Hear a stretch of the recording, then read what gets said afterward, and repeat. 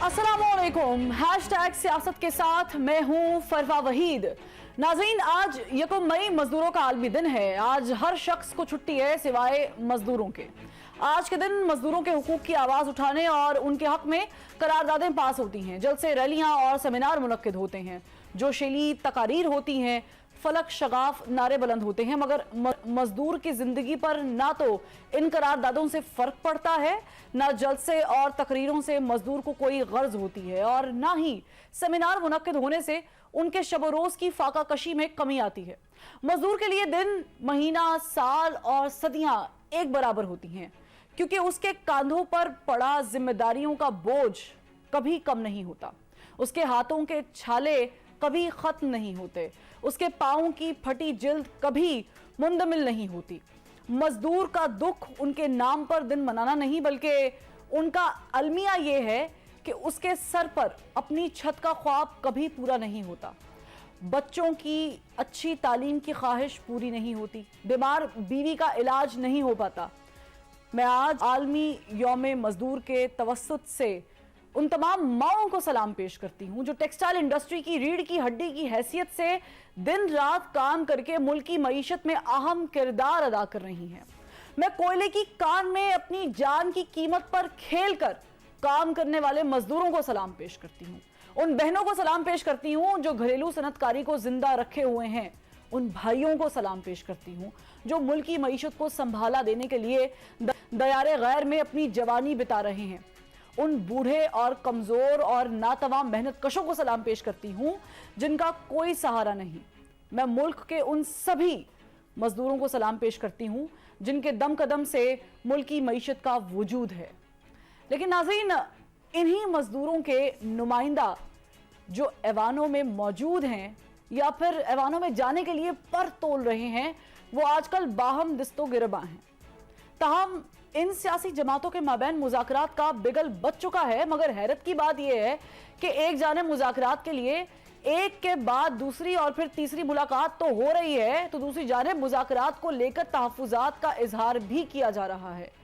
PTI के रहनुमाओं को हुकूमत की नीयत ठीक नजर नहीं आती और कारकुनान की गिरफ्तारी के साथ मुज़ाकरात की बात भी पसंद नहीं, जबकि हुकूमती वज़रा, चाहे वज़ीर दिफा ख्वाजा आसिफ हों या फिर वज़ीर दाखिला राना सनाउल्लाह, सबका एक ही मौक़िफ़ है कि इमरान खान से मुज़ाकरात नहीं हो सकते। मुस्लिम लीग नून के रहनुमा जावेद लतीफ़ ने आज मीडिया से बात करते हुए कहा कि नवाज शरीफ के बगैर 2023 का इलेक्शन हम नहीं मानेंगे, और इमरान खान पर तनकीद करते हुए कहा कि दहशतगर्द और आलमी तंजीम के रहनुमा से कोई मुज़ाकरात नहीं हो सकते। कभी दहशत गर्दों के विंग से मुज़ाकरात नहीं होते, कभी पेट्रोल बम फेंकने वालों से मुज़ाकरात नहीं होते, कभी आलमी कुव्वतों के आलाकार बनने वालों से मुज़ाकरात नहीं होते। नवाज शरीफ को इंतखाबी अमल से बाहर रखकर आप 2023 के इलेक्शन करवाओगे तो कौन मानेगा। इसलिए हम कहते हैं कि किसी तौर पर भी नवाज शरीफ के बगैर 2023 का इलेक्शन कबूल नहीं ना होने देंगे। यानी हुकूमत और तहरीक इंसाफ के माबैन जो बर्फ पिघल रही थी, इन बयानात के बाद मामला खटाई में पड़ता नजर आता है। अगर मुज़ाकरात कामयाब नहीं होते तो तहरीक इंसाफ सड़कों पर आने की मनसूबाबंदी कर चुकी है, मगर सियासतदानों की इस चपकलिश की वजह से मुल्क का जो नुकसान हो रहा है उसका असल जिम्मेदार कौन है, इस पर मैं अपना पैनल एक ब्रेक के बाद आपको इंट्रोड्यूस करूंगी। एक ब्रेक लेते हैं।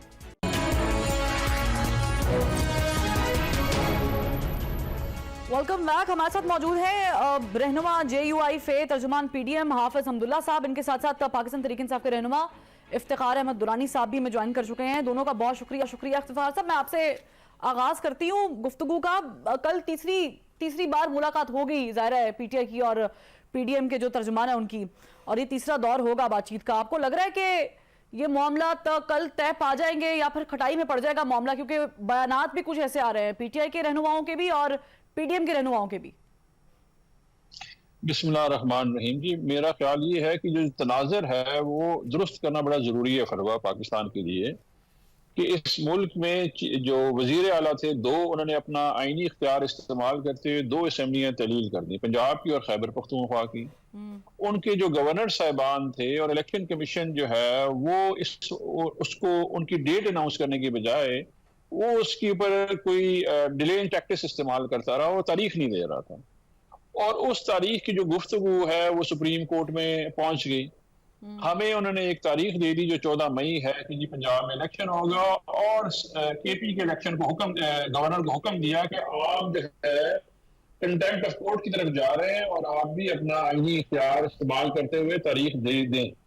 इस सूरत हाल में 14 मई की तारीख आ गई, तो तमाम पार्टीज जो है इन्होंने पीडीएम की अप्रोच किया और उन्होंने कहा जी ये जो तारीखें आप दे रहे हैं सुप्रीम कोर्ट को, सुप्रीम कोर्ट दे रही है, उसमें बेहतर ये होगा कि जी मुल्की मफाद में एक दिन में इलेक्शन होना चाहिए।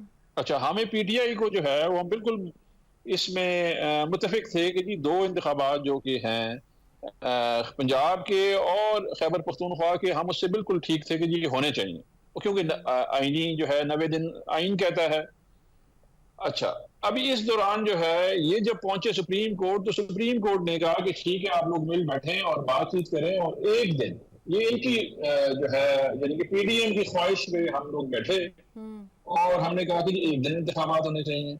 लेकिन जो उनका सियासी जो उनका बिहेवियर है या यानी कि उनका जो रवैया है सियासी, वो बड़ा गैर सियासी है। सियासी कहा नहीं जा सकता कि आपने जब परवेज इलाही घर जो है आपने देखे ना मुख्तलिफ ढंग से हमला कर दिया, तोड़ कर दी है।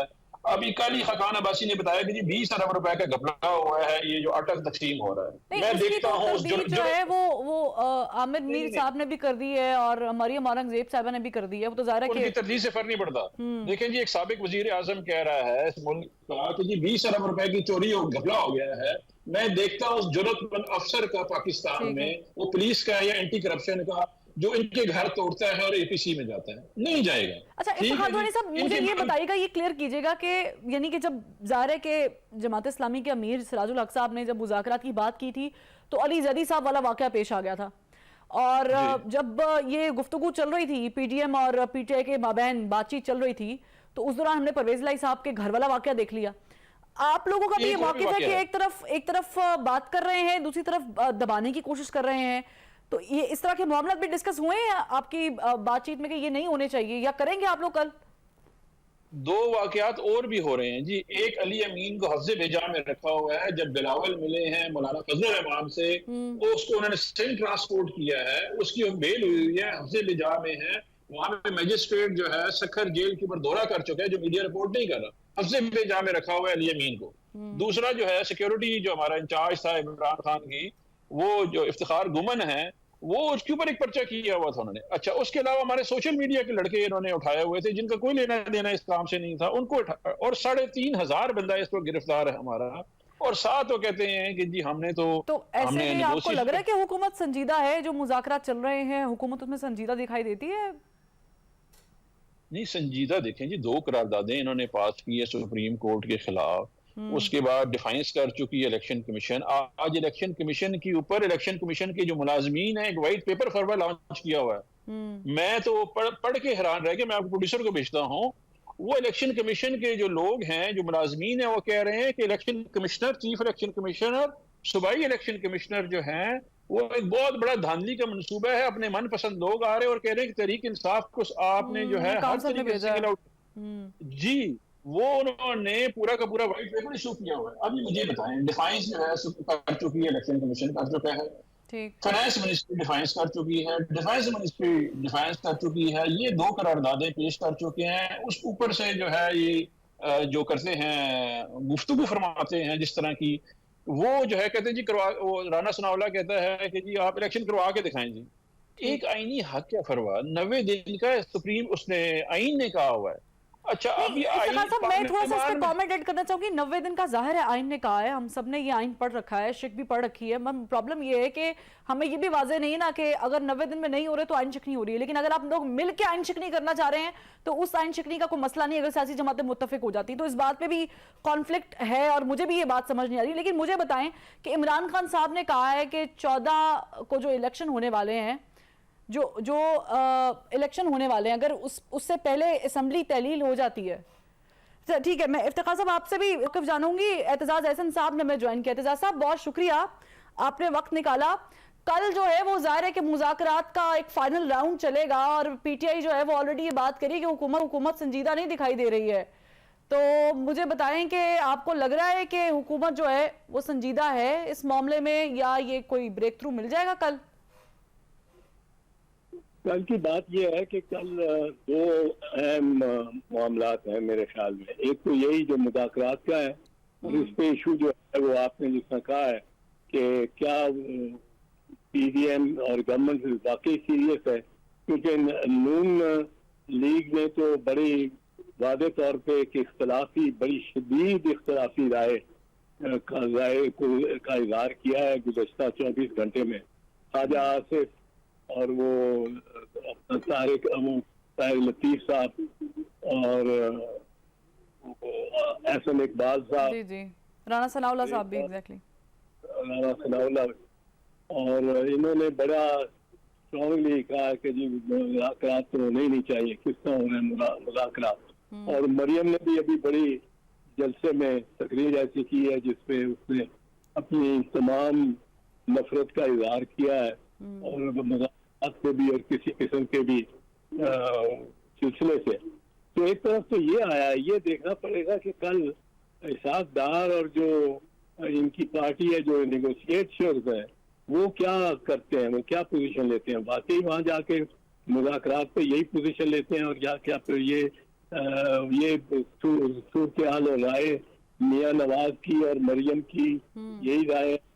और अगर यही राय है तो फिर तो लगता है कि नून लीग नहीं इसको खुशाइन समझती कि मुज़ाकरात हो, और ये कल पता लगेगा। दूसरी बात जो कल पता लगेगी, मैं बड़े अरसे से कह रहा हूँ, वो है अदालत का क्या,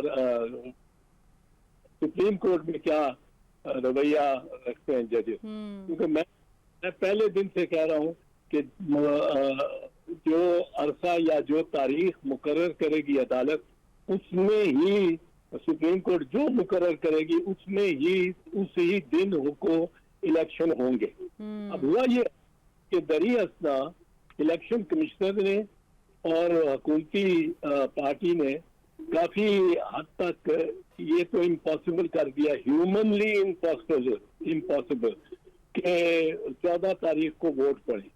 पर वो कोई बात नहीं, अगर सुप्रीम कोर्ट 14 से 24 कर देती है, 24 से 4 तारीख कर देती है, या जो भी वो जो तारीख वो मुकर्रर करेगी, वो 10 दिन की हो या 20 दिन की रियायत दे या जो भी, मेरा ये मानना, मैं आपको ये अर्ज कर दूं, दोहरा दूं, तारीख उसी तारीख को होंगे ये इलेक्शन।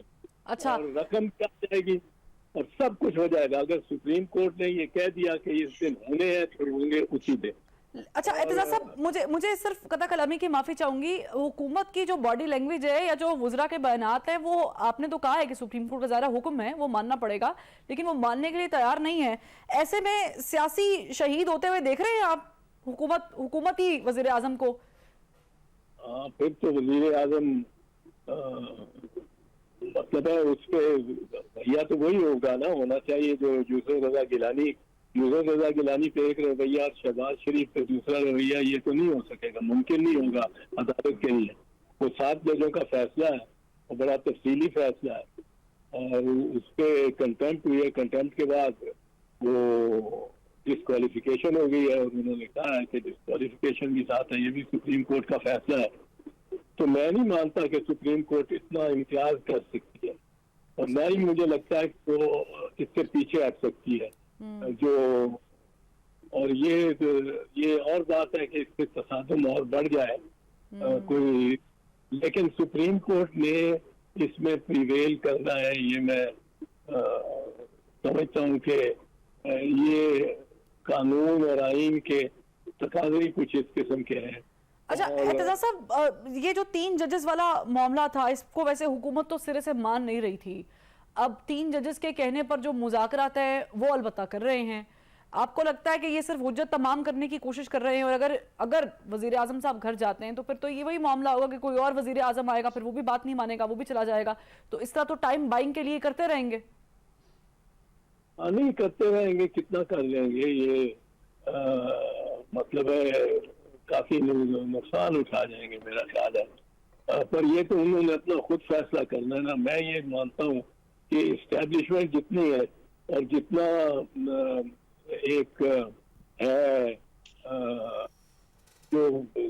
मशीनरी ऑफ स्टेट है और जितना इलेक्शन कमीशन है और जो भी इदारा है और ये सब, और इसके साथ मेरा ख्याल है कौम बहुत इस मामले में क्लियर है कि इलेक्शन की डेट एक होनी चाहिए, मिलनी चाहिए और होने चाहिए। आपको लग रहा है कि बजट पेश करने के बाद हुकूमत कोई ऑप्शन दे दे पीछे को?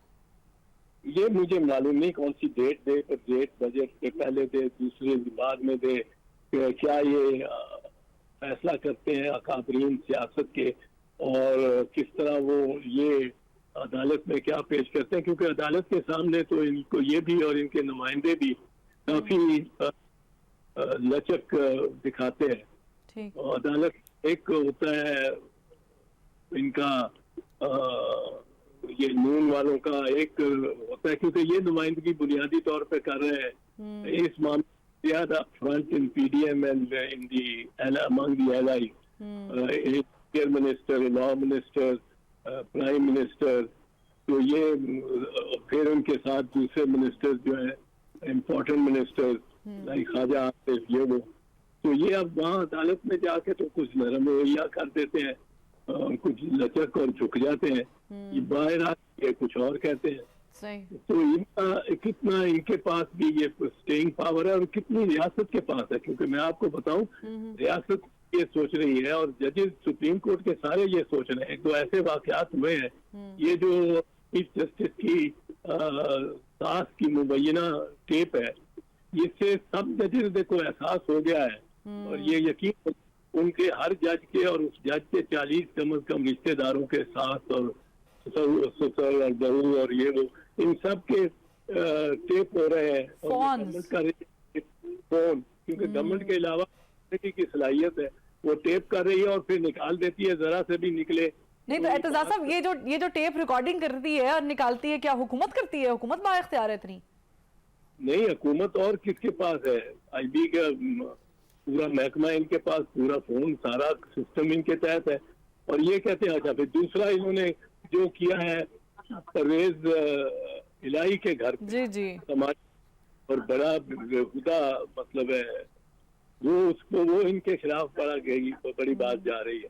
फिर जो है कि जजेस का जहाँ तक ताल्लुक है, जजेस एक तो ये कि ये सारे हमारी तरफ बढ़ रहे हैं और हमारा मुआसरा कर रहे हैं ये, और गवर्नमेंट ही इसमें सलाहियत रखती है और गवर्नमेंट नहीं आंसरेबल तो अल्टीमेटली प्राइम मिनिस्टर होता है ना for this kind of action और फोन टैपिंग एटसेट्रा। तो ये इनका मेरा ख्याल है कि गवर्नमेंट को फिर ये इन्होंने हमने जो जरा लाउड आवाज में और राना सनाउल्लाह ने इम्प्लीमेंट क्या कहा है उसको एक मिनट छोड़ दें, उस पर बहस हो जाती है कि क्या ये इस्तेहकाक है पार्लियामेंटेरियन का और पार्लियामेंटेरियन मुस्तस्ना है, जो मर्जी वो कह दे पार्लियामेंट की फ्लोर पे, ये एक अलग। पर out of the in press conference Rana Sanaullah ने जिस तरह कहा है कि हम इसको बिल्कुल डिसोबे करेंगे कोर्ट को, या मियां नवाज शरीफ ने कहा कि और वो उसको दोहराया, बहुत सोने दोहराया कि जब हम बेंच को ही नहीं मानते तो हम किस तरह उसके हुक्म को किस तरह माने। तो हुक्म अदूली का तो इन्होंने पहले से ही एक्सप्रेस कर दिया आउट ऑफ पार्लियामेंट। ठीक, एतजाज साहब साथ ही रहेगा इस पे मैं साथ नहीं रह सकता, मैंने एक और जान पहचान है, पर मैं आपको ये अर्ज कर दूं कि इस पे जो जजेस हैं उनमें भी बड़ी तशवीश है कि ये उधर का भी आप जरा किया करिए, कीजिए ना, आपके एक नुमाइंदे पार्लियामेंट और हर पॉलिटिकल पार्टी के तो मीटिंग के अंदर बैठ जाते हैं जाके वर्चुअली, मतलब वर्चुअली बैठ, तो इधर ही भी नहीं, उधर बड़ी एक तशवीश है कि आप कहते हैं कि जी हम इसको तलब करेंगे, 3 मेंबर बेंच को तलब करेंगे, उसमें चीफ जस्टिस है। अब चीफ जस्टिस तो चीफ जस्टिस है, वो उमर अख्तर नहीं है, वो काजी फायज ईसा नहीं है, वो उनके बाद आने वाला इजाजुल हसन नहीं है, वो चीफ जस्टिस है। तो चीफ जस्टिस को समझते हैं, वो जजेस के समझते हैं कि देखें ये आर्टिकल 68 बड़ा क्लियर है। 68 ऑफ द कहता है कि जज की कॉन्डक्ट पे आप बहस ही नहीं कर सकते पार्लियामेंट। अगर बहस नहीं करते तो तलब किस तरह कर सकते? ठीक। ये उधर भी जरा रीफॉर्मेशन हो रही है ऑफ लाइन, और लोग और बार एसोसिएशन में, ये भी आपको सही। बता दूं, वो चीफ जस्टिस के साथ होंगे। उसकी वजह ये है, उसकी वजह है कि वो बार एसोसिएशन, ये बार काउंसिल की मीटिंग करके बार काउंसिल इनडायरेक्टली इलेक्टेड होती है, तो Pakistan bar council indirectly elected होती है। उसके कोई 100 या कितने की कंस्टिट्यूंसी है, ज्यादा से ज्यादा वोट की। जो सुप्रीम कोर्ट बार एसोसिएशन जो है, बार एसोसिएशन, उसके असल मेंबर होते हैं, बार काउंसिल के तो थोड़े से मेंबर होते हैं। असल member bar association, Lahore bar association के तो 20,000 है, सुप्रीम कोर्ट बार एसोसिएशन को इससे भी शायद ज्यादा है, कराची बार एसोसिएशन के 2 एसोसिएशन के तो 20-30,000 है। ये कोई लाखों में है, और अक्रॉस द कंट्री ये वकला इस तरह की मतलब वकला समझते हैं कि सिंपल क्वेश्चन है। सही।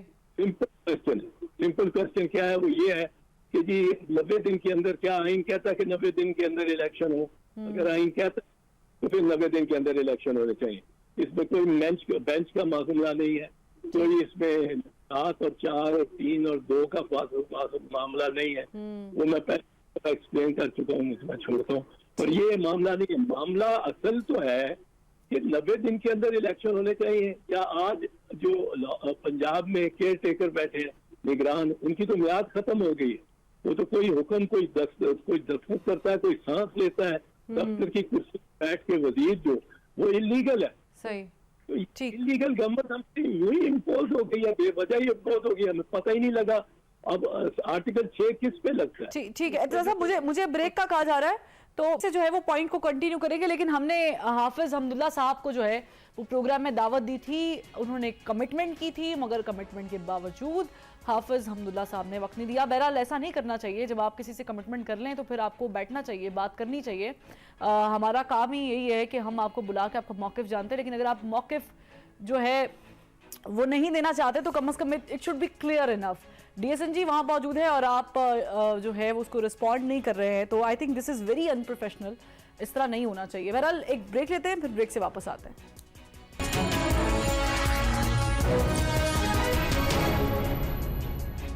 Welcome back. दुरानी साहब, अगर ये मुज़ाकरात कल के कामयाब नहीं होते तो इसके जिम्मेदार कौन होंगे? पीटीआई वाले होंगे, पीडीएम होगी, या कोई तीसरा फरीक जो है उसको जिम्मेदार ठहराया जा सकता है या फायदा उठाने वाला? इस वक्त पीडीएम के पास जो है ना हिम्मत हौसला नहीं है इलेक्शन लड़ने का। अगर आज की आप रैलीज देखें तो आपको पता चलेगा कि ये बाहर नहीं निकल सकते हैं। अभी ईद की नमाजें अगर आप देखें, इनके तमाम लीडरान ने बंद कमरे में चंद लोगों के साथ ईद की नमाजें पढ़ी।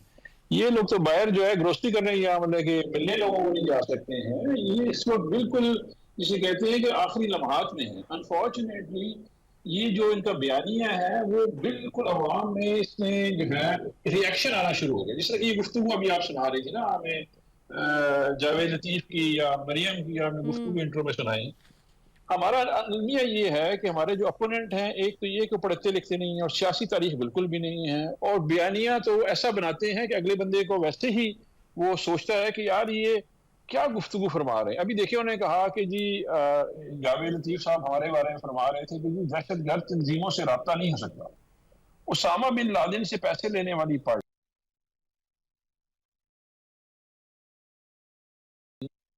पुलिस मुकाबले करवाने वाली पार्टी, मॉडल टाउन की मुजिद, साद हरीरी से जो है वो मुआहिदा किया करवाया जनरल मुशर्रफ साहब मुल्क से भागने वाली पार्टी, अभी खड़े होकर कहेगी जी वो देखे ना जी हम तो ऐसे बंदे से बात ही नहीं कर सकते।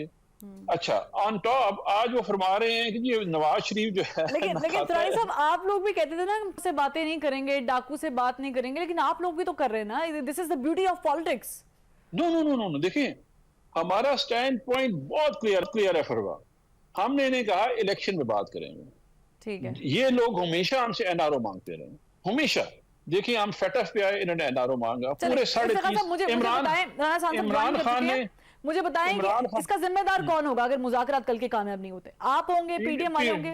पीडीएम देखिए इस वक्त इलेक्शन आपने सुना इफ्तिखार साहब ने क्या कहा है? वो कह रहे हैं आप लोग होंगे इसके जिम्मेदार। आप लोग क्या कहेंगे? आप लोग जिम्मेदार है, पीटीआई जिम्मेदार है, या कोई तीसरा फरीक है?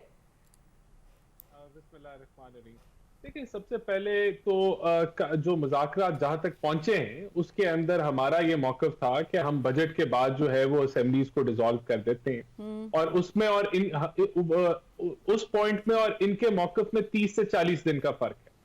तो मैं समझता हूं कि हमने जो बॉल है वो पीटीआई के कोर्ट में फेंक दी है। 30-40 दिन का इतना बड़ा फर्क नहीं है कि जिसके ऊपर ये मुज़ाकरात फेल हो जाए। तो अगर फेल होते हैं अब मुज़ाकरात इस बात पे आके कि ये नहीं मानते इस चीज को, तो मैं समझता हूं कि प्योरली इसके जिम्मेदार जो हैं वो पीटीआई वाले होंगे, क्योंकि 30-40 दिन का इतना बड़ा फर्क नहीं है कि जिसको मुस्तरद कर दिया जाए। ठीक है, लेकिन राणा साहब, पॉइंट ये है कि आप लोगों ने पहले भी बहुत सारी बातें की, कोई भी एक वफा नहीं की। आप लोग कहते थे असेंबली तोड़ो, आज तोड़ो, कल तोड़ो, हम इलेक्शन करा देंगे। वो तो नहीं हो रहा है। अब क्या गारंटी है कि आप बजट पास करके तो मुल्क में आम इंतखाबात का ऐलान कर देंगे? देखिए, पहले अगर हमने मशवरा ऐसा कोई दिया भी कि आप असेंबली, ये 2 असेंबलियां डिसॉल्व करें तो इलेक्शंस हो जाएंगे, तो इन्होंने कौन सा हमारा मशवरा मान लिया? इन्होंने तो जनरल बाजवा का मशवरा माना और उनके कहने पे असेंबलियां डिसॉल्व कर दी। अब ये हकायक तो जो है वो आ चुके हैं, लेकिन देखें वो बात ठीक है। अब हम इनको चैलेंज जरूर करते थे कि आप अगर आप सीरियस हैं तो आप असेंबलियां तोड़ें और फिर हम इलेक्शंस की तरफ बढ़ेंगे। लेकिन ये एक ट्रेंड नहीं बन सकता, ये काबिल कबूल बात नहीं है कि कोई भी पंजाब या केपीके की असेंबली तोड़ के फिर ये एक्सपेक्ट करे कि आप जो है वो सिस्टम को डीरेल करने की कोशिश करें कि इलेक्शंस हो जाएं। तो ये बेहतर और इतना कम, देखिए अगर ये मिड ईयर भी हो ना, ये भी तो नहीं बन सकता ना ट्रेंड के, अगर असेंबली टूट गई है तो उस पर बात करने की बजाय, इलेक्शन कराने की बजाय आप उसको एक्सटेंड करते जाएं। और ये भी माजरत के साथ मुझे भी अभी तक श्योर नहीं है कि अक्टूबर में भी इलेक्शन होने नहीं होने, क्योंकि मौलाना साहब तो कह रहे हैं कि हमें साल की एक्सटेंशन हमें मिल जाएगी तो क्या हो जाएगा। तो आप लोग तो मुझे कहीं से संजीदा नहीं दिखाई दे रहे। इसमें जो मौक़िफ़ है ना वो ये है कि अगर ये मिड टर्म के अंदर ये टूटे जाए असेंबली, यानी कि सेकंड ईयर थर्ड ईयर के अंदर, तो इट मेक्स एब्सोल्यूट सेंस कि आप इलेक्शन जो है वो फौरी तौर पे करा दें।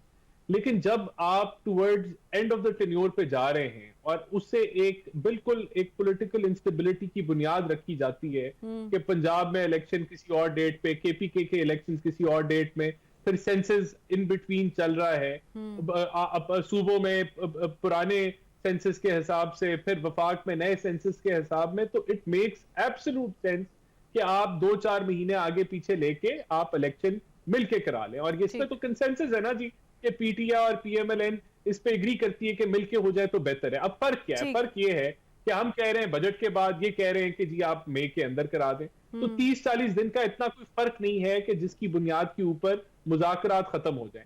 तो ये कहना कि हम इलेक्शन से भाग रहे हैं, ये तो बिल्कुल ही बोगस बात है ना, क्योंकि हम तो कह रहे हैं कि बजट के बाद आप करा लें। चले, कल का वक्त भी दूर नहीं है, कल भी ज़ाहिर है कि बहुत सारी खबरें सामने आ जाएंगी कि क्या कहानी है। इफ्तिखार साहब, पहले आप लोग नवंबर से पहले इलेक्शन मांगते थे, अब आप सितंबर से पहले इलेक्शन मांगते हैं, ऐसा ही है?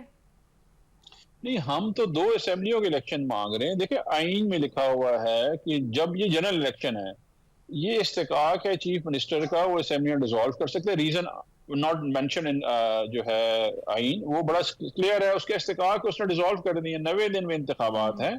वैसे अगर मैं आपको ना 2018 में ले जाऊं ना फरवा, मुस्लिम लीग नवाज की हुकूमत थी, कोई कोलिजन नहीं थी, ये अकेले उस गवर्नमेंट के मालिक थे।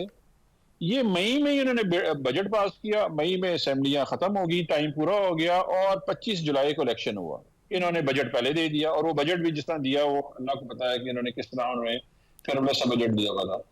अच्छा, वो बजट दे के इलेक्शन में चले गए। अच्छा, वही गवर्नमेंट अभी जो है गवर्नमेंट आज 2023 में बता रही है कि 40 दिन से क्या फर्क पड़ता है। उस वक्त जो है ये अपने टाइम पे चले गए। उनका ख्याल ये था कि हम शायद को इलेक्शन स्वीप करने वाले हैं, तो जल्दी जल्दी चले गए। आज जो है हम तो ये कह रहे हैं कि 2 असेंबलियों में करवा दें। ये तो ख्वाहिश इनकी है, राणा साहब की पार्टी की है और पीडीएम की है कि इलेक्शन इकट्ठे होने चाहिए। हालांकि आईन में कहीं भी नहीं लिखा हुआ इकट्ठे इलेक्शन होने चाहिए। नहीं, लेकिन इफ्तिखार साहब, मैं थोड़ी सी आपको याद दहानी करा देती हूँ। आप लोगों ने जो असेंबलीज तोड़ी थी वो इसलिए तोड़ी थी कि आप लोगों ने इस हुकूमत को घर भेजना था, वफाकी हुकूमत को, और इलेक्शन पूरे मुल्क में एक ही बार कराने थे। तो ये सिर्फ ख्वाहिश उनकी नहीं थी, ये ख्वाहिश आप लोगों की भी थी। तो यहाँ पर मेरा ख्याल से कंसेंसस हो जाना चाहिए। नहीं, देखें, वो मरला जो था वो पिछले साल में था।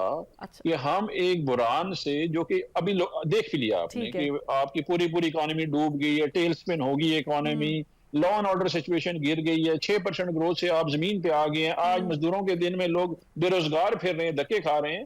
ये हमने उससे प्रेडिक्ट किया था कि ये काम ना करें। सही। हमने कहा जनरल इलेक्शन में जाएगी। अभी मुझे बताएं फरवा, इनसे पूछे कि IMF क्यों नहीं पैसे दे रहा इनको। अच्छा बताएं और राणा रोज साहब, क्यों नहीं दे रहा आपको पैसे? रोज सागदार कहता है कि जी दे रहा है। मैं बताता हूं।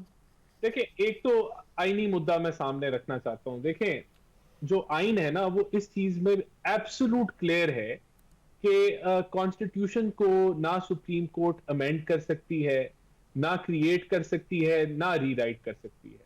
यानी कि अगर नुक्ता भी चेंज करना है, शुड को शैल भी करना है, तो उसके लिए भी आपको 2/3 की अक्सरियत चाहिए है, जिससे आप कॉन्स्टिट्यूशनल अमेंडमेंट कर सकते हैं। अब जो फटा पड़ा हुआ है ना कि इलेक्शन आज कल, पंजाब हुकूमत डिसॉल्व हो गई, ये सारा एक जो गैर आईनी तशरीह की गई 63A की, उसकी वजह से बना हुआ है। तो ये अवाम बखूबी वाकिफ है इस चीज से, अवाम बड़ी समझदार है, वो जानती है कि ये जो एक अमल किया, जो गैर आईनी एक फैसला आया अदालत का, उसकी वजह से ये अब आइन की बात कर रहे हैं कि जी आइन की हिफाजत अच्छा, करें। राणा साहब, लेकिन मैं थोड़ा सा माजरत से पहुंचे टूकूंगी यहाँ पर। मुझे बताएं, ये जो फैसला आया था ये गैर आईनी था? बिल्कुल गैर आईनी नहीं मानते आप? आइन, आपको आइन की बात कर रहे हैं ना, हम आइन की बात सर, आप नहीं मानते? आइन इज एब्सोल्युटली क्लियर। अगर ये गैर आईनी था और आप नहीं मानते इसे राणा साहब, तो मुझे बताएं कि फिर उसी 3 मेंबर बेंच के कहने पे आप मुज़ाकरात क्यों कर रहे हैं? मुज़ाकरात मानते हैं और फैसला नहीं मानते। देखिए मेरी बात सुने, हमने जो उस सुप्रीम कोर्ट को हमने तो रेजोल्यूशंस पास की, हमने अपना मौक़िफ़ असेंबली में दिया, और हमने ये जो एक पॉइंट ऑफ व्यू चल रहा है, हम बता रहे हैं, असेंबली बता रही है कि 4-3 का फैसला मेजॉरिटी का फैसला है, वो इंप्लीमेंट होना चाहिए, उसके ऊपर रेजोल्यूशन पास की गई।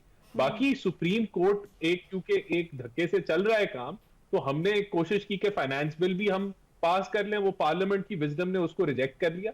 तो बिल्कुल बाकी पार्लियामेंट के जरिए हम मुज़ाकरात कर रहे हैं, और हमने इस चीज को रिजेक्ट किया कि आप ये कनपट्टी पे बंदूक रख के नहीं कह सकते कि ये कल तक आप मुज़ाकरात मुकम्मल कर लें। तो बिल्कुल जहां सुप्रीम कोर्ट के अहकामात के ऊपर कोशिश की जा रही है कि उसको उस पर अमल दरामद की जाए, लेकिन पार्लियामेंट अपनी एक इंडिपेंडेंट हैसियत के अंदर वो सारे मामला कर रहे हैं हम लोग, और ये तो उसके मुताबिक बिल्कुल चल रहा है। लेकिन बात ये है कि ये तो एब्सोल्युटली क्लियर है ना कि सुप्रीम कोर्ट आइन में अमेंडमेंट नहीं कर सकती, क्रिएट नहीं कर सकती, रीराइट नहीं कर सकती। अब जो वो कहते हैं इतना अच्छा फैसला जी, 10 वोट जो हैं वो गिने भी नहीं जाएंगे और आपको जो है फारिग भी कर दिया जाएगा, ये तो 63A नहीं कहता। आप किसी बच्चे को भी पढ़ा दें 63A, किसी लॉ स्टूडेंट को भी पढ़ा दें, तो वो तो उसका मतलब ही नहीं है। अब आपने नया मतलब क्रिएट कर लिया, तो ये गैर आईनी फैसला था। तो अब इसके ऊपर आइन पे बहस हो रही है कि आइन क्या कहता है। आइन ये कहता है चले मुझे मुझे वक्त की कमी की जो है ना, वो बताया जा रहा है कि वक्त कितना कम है। मुझे सिर्फ दोनों से वन लाइनर चाहिए।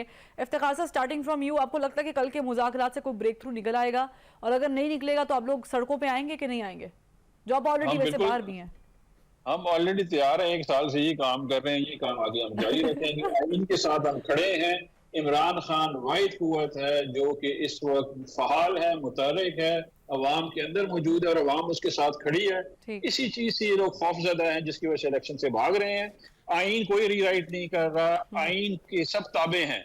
ठीक है, ये पार्लियामान भी आइन किताबें है, सुप्रीम कोर्ट भी इलेक्शन कमीशन, और आइन कहता है 90 दिन के इंतखाबात, और उसके लिए तहरीक इंसाफ मुतहरिक रहेगी और इंशाल्लाह इंतखाबात लेके रहेगी। ठीक है, एहसान साहब आप क्या कहते हैं, कल कोई ब्रेक थ्रू मिलेगा? हमने तो इनको ऑफर कर दिया कि आप 30-40 दिन आगे इलेक्शन ले जाए। इसको इलेक्शन से भागना नहीं कहते, ये सिर्फ ये कहते हैं कि मुल्क की मईशत को भी इस्तेहकाम देके, बजट देके हम यानी कि आज से 30-40 दिन, यानी कि जुलाई के पहले हफ्ते हम असेंबली डिसॉल्व कर देते हैं और आपका इलेक्शन जो है वो आगे बिल्कुल आ जाता है। अगर इसको रिजेक्ट करती है पीटीआई, तो अवाम समझ ले कि ये पीटीआई जो है ये सिर्फ पॉलिटिकल इंस्टेबिलिटी चाहती है। ये मुज़ाकरात से इल्जामात मैं चाहती कि मैं इस गुफ्तगू को सुनती, लेकिन दोनों का बहुत शुक्रिया, आप लोगों ने वक्त निकाला। नाज़रीन, यहाँ पर एक ब्रेक लेंगे, ब्रेक से जब वापस आएंगे तो एक मुबैना ऑडियो लीक स्कैंडल सामने आया है नजम साकिब और अबूजर चदड़ का। तो हमने इनवाइट किया है आज अबूजर चदड़ साहब को, उनको स्टूडियो में कुछ सवालात हैं, उनके जवाबात उनसे जानेंगे, लेकिन एक ब्रेक के बाद।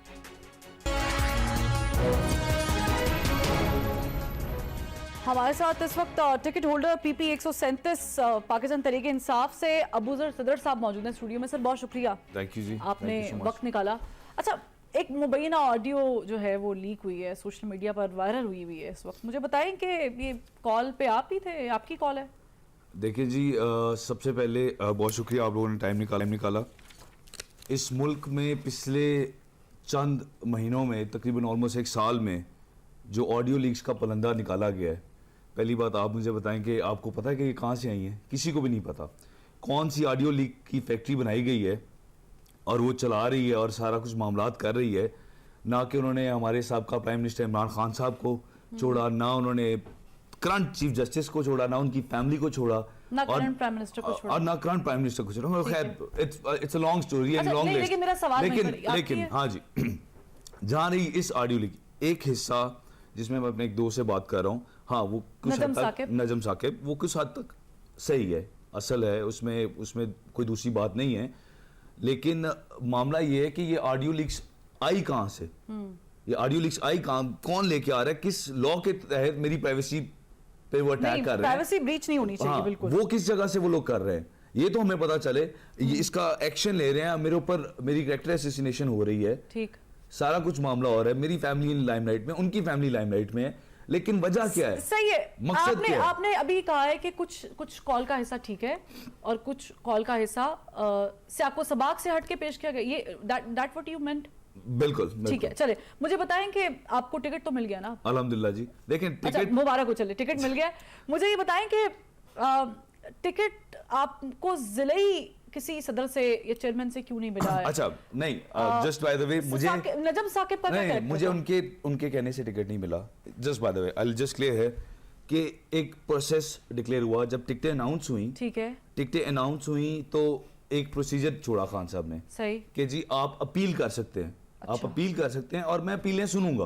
अच्छा, मैंने अपनी जिला प्रेसिडेंट उमर आफ्ताब साहब के थ्रू अपनी अपील फाइल की ईद वाले दिन, चौधरी इजाज चौधरी साहब के ऑफिस में। इजाज साहब, अच्छा, बाय द वे उनकी भी एक ऑडियो लीक हुई, 1 करोड़ रुपए मांगा है। अच्छा, इजाज चौधरी साहब के ऑफिस में मेरी अपील फाइल होती है, ठीक है। उसके बाद इजाज चौधरी साहब और उनकी टीम वो पूरे तमाम हलके जो पंजाब के जो अपीलें फाइल करते हैं, उन अपीलों को स्क्रूटनाइज करते हैं और उनमें से देखते हैं कि कौन सी अपीलें ऊपर भेजी जाएं। ठीक है, उनमें से वो सॉर्ट आउट करके मेरी अपील ऊपर वाले पैनल को भेजी, जिसमें असद उमर साहब हैं, शाह मोहम्मद कुरैशी साहब हैं, सो ऑन। उनमें से वो 4 बजे से ऑनवर्ड वो उन अपील्स को स्क्रूटनाइज करते हैं और चंद अपीलें खान साहब के पास रखते हैं। जब मैं रात को खान साहब के पास जाता हूं इंटरव्यू के लिए, तो सिर्फ मैं नहीं, इस पंजाब के 12 हलकों की अपीलें आई थी। और जस्ट बाय द वे कि मेरिट क्या है और अपील क्या है, ये दो चीजें आप वो सुन लें बस। अच्छा, क्या मेरिट है? अच्छा, मेरिट ये है पढ़ा लिखा, नॉलेज। आपने इलेक्शन कंडक्ट किया है पहले कभी? ये मेरिट का हिस्सा नहीं है। नहीं सर, हाँ, लेकिन मैंने नहीं किया। आपके मद्दे मुकाबिल एक शख्स खड़ा है, मलिक इकबाल, जो 12 साल से पीटीआई के साथ है और वो इलेक्शन लड़ रहा है उसी हलके से। अच्छा, उसको टिकट अनाउंस होती है, फिर रिव्यू में जाता है, फिर आपको टिकट मिलती है, फिर एक ऑडियो लीक होती है, उसमें 12 ऑडियो लीक होती है, उसमें 1 करोड़ 20 लाख का जिक्र होता है। अच्छा, सुने, जो मलिक इकबाल साहब मेरे हलके में 12 साल से पीटी से हैं, पहली बात वो पीटीआई में 12 साल से है ही नहीं। अच्छा, वो कब किसी जमाने में काफली का हिस्सा थे, उसके बाद वो नून लीग के एमपी का हिस्सा बने, उसके बाद काउंसलर बने। उसके कौन से लोग हैं जो कहीं और? खैर, वो बड़े घूम घुमा के है, लेकिन सियासतदान है ना, पुराने सियासतदान। असल नहीं, वो कभी एमपी का इलेक्शन वो भी नहीं लड़े। चले, अच्छा, इशू क्या था? इशू ये है कि he was accused of land grabbing, ठीक है, बेवाओं की, क्या कहते हैं, यतीमों की जो प्लॉट्स हैं उनके कब्जों के इल्जामात थे, उनके ऊपर इल्जामात थे, पटवार माफिया से पैसे लेने के इल्जामात थे, लोकल गवर्नमेंट के अस्पताल से दवाइयां चोरी करने के। आप कह रहे हैं कि उनके मुकाबले में आपको चुना गया? नहीं, एम्बेजलमेंट 406 का पर्चा उनके पास, उनके ऊपर पर्चा है। बाय द वे, आप पे भी 2021 में एक पर्चा हुआ, उसपे भी कहता हूं, उनके पास बिजली चोरी का पर्चा, उनके ऊपर गैस चोरी का पर्चा, उनके पास लोगों को मारने और गाली गलौज देने का पर्चा है। पेट्रोलियम, डज दिस जस्टिफाई कि वो जो 1 करोड़ 20 वाली बात है? 1 करोड़ 20 का हल्फ देता हूं मैडम, अगर 1 करोड़ 20 का मेरे ऊपर साबित हो जाए, मैंने दिया, मैं सियासत क्या, मेरा खानदान छोड़ेगा, और 1-20 की जगह आप सुन लें। तो फिर वो जो नजम साकिब साहब, मुझे थोड़ा सा मैं आपको समझाता हूं, मुझे समझ ये नहीं आ रही। आप मिक्सअप कर रही हैं, मुझे बोलने दें, मैं आपको अपना मेरिट पहले बता दूं, उसके बाद आपको ये इसका जवाब दूंगा, ये आप तसल्ली रखें। ये प्रॉब्लम्स थी, ये लिस्ट है और पलंदा है SCFIRs का उस बंदे के ऊपर। मैंने खान साहब को जाके कहा, जी खान साहब, ये इश्यूज हैं, ये प्रॉब्लम है हमारे हल्के में, अगर ऐसे बंदे को जिसको अभी तक सीट नहीं मिली, उसको आप वापस वहां बिठा देंगे तो आप हमारे साथ सबसे बड़ी जाति करेंगे। ठीक है। मैं मेरिट में हूं, मैं रिकमेंडेशन पे था, मैं जिला प्रेसिडेंट ने रिकमेंड किया मुझे मेरे मेजॉरिटी के 2 एमएनएस ने। ठीक है, आपको जिला प्रेसिडेंट ने रिकमेंड किया, आपको अली असगर मंडा साहब ने रिकमेंड किया होगा, लेकिन मुझे ये बताइए कि जब आपको इतनी रिकमेंडेशन मिल रही है, व्हाई नजम साकिब साहब का आपसे कॉल पे वो कहना कि आके अब्बू को गले लगा लें, टिकट छपवाएं, why he is so concerned about it? उनका पीटी के साथ क्या ताल्लुक है? साबिक चीफ जस्टिस का क्या ताल्लुक है? अच्छा, मैं अब आपको बताता हूं। देखें, जब से मैं 2018 से एक्टिव, मैं बाय द वे 2018 से एक्टिवली हूं, ज्वाइन 2011 में की थी मैंने पीटीआई। ठीक है, 2018 से एक्टिवली इलेक्शन मैंने अपने उमर साहब का, अपने ब्रिगेड साहब का मैंने इलेक्शन। सही हो गया। अच्छा, जिन हलकों, आपका जो सवाल है कि जी मेरे बहुत से लोग थे जिन्होंने मेरी ट्रेनिंग की in terms of law. I am law graduate. ठीक है, law graduate from UK. I know. ठीक है, हाँ, लॉ के मामला से ट्रेनिंग की, कईयों ने मेरी सियासी मामला से ट्रेनिंग की, बहुत से उस्ताद रहे। टिकट मिलने के बाद मैंने हर उस इंसान को शुक्रिया अदा किया, बड़े छोटे, उनके घर जाकर। अच्छा। जिन्होंने मेरी इस सारी काविश में मेरी मदद की। चलो, यानी इसका मतलब है कि जिन बड़ों ने आपकी अपब्रिंगिंग की पॉलिटिकली, उनमें साबिक चीफ जस्टिस पाकिस्तान, पॉलिटिकली जरूरी नहीं है। अच्छा, मैं क्वेश्चन रिपीट कर लेना, लीगली की जैसे भी की, उसमें साबिक chief justice of Pakistan Saqib Nisar साहब का भी नाम शामिल आता है, क्योंकि ये मैं नहीं, आपके अब्बू ने कहा है कि उन्होंने आपकी सिफारिश नहीं, मेरे अब्बू ने ऐसा कुछ नहीं कहा, वो जियो न्यूज ने मिसकोट किया है। अच्छा, तो उन्होंने सिफारिश नहीं की आपकी? नहीं। मुझे अभी भी मेरी बात नहीं हो रहा है। पहली बात जस्ट टू बी क्लियर, क्या इस मुल्क के किसी आईन और कानून में लिखा हुआ है कि सिफारिश ना की साबिक चीफ जस्टिस किसी पार्टी के साथ अटैच हो सकता है? वो अटैच है पीटे के साथ? नहीं, मैं वैसे पूछ रहा हूँ, मैं तो पूछ रहा हूँ आपसे कि क्या वो अटैच नहीं हो सकते? नहीं हो सकते अगर वो अनाउंस करें, लेकिन आप क्या कह रहे हैं कि वो अटैच्ड है? नहीं, मैं तो नहीं ऐसा कुछ कह रहा। आप मुझे, फिर आपने ये क्या कहा, हो क्यों नहीं सकते? नहीं, मैंने आपसे सवाल पूछा कि क्या किसी ऐसे इंसान का अटैच होना गलत है? नहीं, देखिए, अगर तो लीगली अटैच हो रहे हैं तो वो उनका एक इंटरनल मसला है, मगर अगर वो टिकट्स बेच रहे हैं या टिकट्स की, मुझे ये समझ नहीं आया। सॉरी, आपने बड़ी गलत बात की है कि वो टिकट बेच रहे हैं। वो टिकट नहीं बेच रहे, जो टिकट का जो बाकी का हिस्सा है वो मोड़ तोड़ के गया। आपको इस बात का पता है? इसका मतलब है जो उजैर के साथ गुफ्तगू है, आई एम नॉट कंसर्न। उनकी उजैर आपकी क्लास फेलो? उजैर भी मेरा क्लास फेलो है। उजैर और नजम साकिब भी आपके क्लास फेलो थे? बिल्कुल, and Najam is a very upright person. Aamir Kiyani साहब के बेटे फहद कियानी भी आपके क्लास फेलो थे? मेरे दोस्त हैं वो। ठीक है, यानी आपके रवाबित हैं। देखिए, मैं जिन स्कूल्स में पढ़ा हूँ, जिन कॉलेजेस में पढ़ा हूँ और जहां मैं लंदन पढ़ा हूँ, मेरे ऐसे बहुत से दोस्त बने हैं। तो इसका मतलब ये नहीं है कि नजम साकिब ने जो हेल्प की है वो एज अ फ्रेंड की है? नहीं, उन्होंने क्या हेल्प की है मेरी? मुझे बताएं यार, कहाँ हेल्प की है? मुझे पैसे नहीं, उन्होंने नहीं, कोई पैसे नहीं दिए। जब पे किस बात की डालनी थी? भाई वो मेरे बड़े हैं, मेरे उनसे आज का ताल्लुक नहीं है, मेरे ए लेवल्स के ताल्लुक है उस फैमिली के साथ। अच्छा। जब वो अभी जज थे, साथ चीफ जस्टिस भी नहीं हुए थे, मेरा तब से उस खानदान के साथ ताल्लुक है। उजैर के खानदान से मेरा 4वीं 5वीं से ताल्लुक है। लेकिन जो ऑडियो लीक हुई है उजैर के साथ, उन्होंने बार बार पापा की बात की है, अपने वालिद साहब की, उन्होंने आपका नाम लिया, वो तो उन्होंने बोला कि एक, अब मैं वो लफ्ज नहीं इस्तेमाल कर सकती, लेकिन पहले उन्होंने बोला कि 1-20 से कम नहीं लेना। नहीं, वो 1-20 उनकी मल्टीपल ट्रांजैक्शन है बिजनेस की, उजैर और नजम की। अच्छा, आपका नाम लेके? नहीं, मेरा नाम लेके तोड़ा मरोड़ा गया है, उसको बिल्कुल बड़ा मिक्सअप किया गया। आप ऐसे बिजनेसमैन हैं? मैं बिजनेस करता था। अच्छा। लेकिन since I have joined politics, I am not active in business anymore. लेकिन you have a family business? जी, my family is business. What is that? If transport and oil. ठीक है, oil and transport. So that means that you are a perfect candidate for contesting an election, right? बिल्कुल जी, सारे merits पूरे हैं मेरे। ठीक है, पढ़ा लिखा हूं। तो मुझे बताएं कि फंड कितना दिया? क्योंकि जिन आपने गुफ्तगू की है इजाज चौधरी साहब की, उन्होंने तो नहीं, पार्टी फंड तो 1 रुपया नहीं दिया पार्टी को। नहीं, खान साहब ने कोई 1 रुपया नहीं दिया। पक्की बात है? ला इलाहा इल्लल्लाह मोहम्मद रसूलुल्लाह, 1 रुपया ना मांगा है ना दिया है। आप डेफेमेशन का केस करेंगे उन तमाम लोगों के खिलाफ जिन्होंने ये कहा है कि आपने पैसे? पता तो चले कि वो लोग कौन है, पता तो चले। आपको पता है? मुझे बताएं। मैं तो कहता हूं आप कोर्ट जाएंगे, आप केस में कोर्ट मुझे जाएंगे? बताएं मैं किनके खिलाफ जाऊं? आप ऑडियो लीक एक चीफ जस्टिस है, एक चीफ जस्टिस ऑफ पाकिस्तान है राइट नाउ जो चीफ जस्टिस ऑफ पाकिस्तान है, उनकी फैमिली की आज से कुछ हफ्ते पहले, मेरे पास वक्त की बड़ी बस इतनी सी बात आ दें, कुछ हफ्ते पहले उनकी फैमिली की एक ऑडियो लीक होती है उनकी सासू माँ की। ठीक है, मुझे बताएं उनकी वो क्या कर सके? मेरे जैसा गरीब आदमी, आप मुझे मेरे जैसा वर्कर, कुछ चाहेंगे तो करेंगे। मैं क्लोजिंग की तरफ जा रही हूं, आप कोर्ट जाएंगे? सिर्फ जस्ट 1 लाइन। देखें जी, मैं बिल्कुल जब मौका आएगा जब हमारी हुकूमत आएगी, हम इक़्तिदार में आएंगे, इसके ऊपर इन्वेस्टिगेशन जरूर करेंगे चलिए। कि ये जो जिसने किया ये फैक्ट्री कौन चलाता है। चलें चलें, ठीक है, जब आप Thank you, इक़्तिदार जी। में आएंगे। बहुत शुक्रिया Abu Zafar for being here. नाज़रीन, आज के लिए इतना ही, कल फिर मुलाकात होती है। अल्लाह हाफ़िज़।